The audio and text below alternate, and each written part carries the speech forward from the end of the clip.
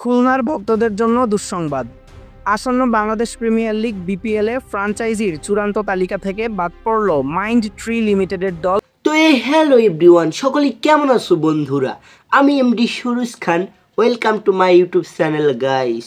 তো আজকে আমরা রিয়াক্ট করব আমাদের খুলনা বিভাগ কি কারণে বাদ পড়লো। তো দেখি, চলো কি কারণে বাদ পড়লো দেখে আসি।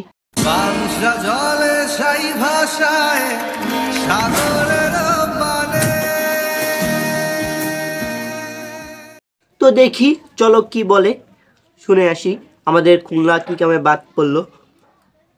খুলনার ভক্তদের জন্য দুঃসংবাদ। আসন্ন বাংলাদেশ প্রিমিয়ার লিগ বিপিএলে ফ্র্যাঞ্চাইজির চূড়ান্ত তালিকা থেকে বাদ পড়ল মাইন্ড ট্রি লিমিটেডের দল খুলনা টাইগার্স। 2019 সালে বিপিএলে আসে খুলনা টাইগার্স। প্রথম আসরেই ফাইনাল খেলে হয় রানার্স আপ। 2024 সালের বিপিএলেও সেরা 5-এর মধ্যেই ছিল খুলনা। সদ্য শেষ হওয়া 2025 বিপিএলেও দ্বিতীয় কোয়ালিফায়ার খেলে খুলনা টাইগার্স দল। তো তাহলে জানেন না তো কি কারণে বাদ পড়লো? 5 নম্বরে যে দল আছে সেই দলকে বাদ দিয়ে দিল, বুঝলাম না বিষয়টা। তো দেখি, চলো আবার কি বলে। Shimron Hetmyer, Jason Holder, Mohammad Amir, Rilee রুসুদের মতো ক্রিকেটার দলে ভিড়িয়েছিল খুলনা টাইগার্স। 2026 বিপিএলে দল পেল না এই খুলনা। হয়তো এবারও ভক্তদের দারুণ খেলা উপহার দিতে পারতেন, এবারও নামি দামি দেশি বিদেশি ক্রিকেটার দলে ফেরাতে পারতেন। সেই সাথে চিটাগাং কিংস এবং নোয়াখালীও বিপিএল থেকে বাদ পড়ছে। ক্রিকেটের সকল আপডেট পেতে চ্যানেলটি সাবস্ক্রাইব করে আমাদের সাথেই থাকুন।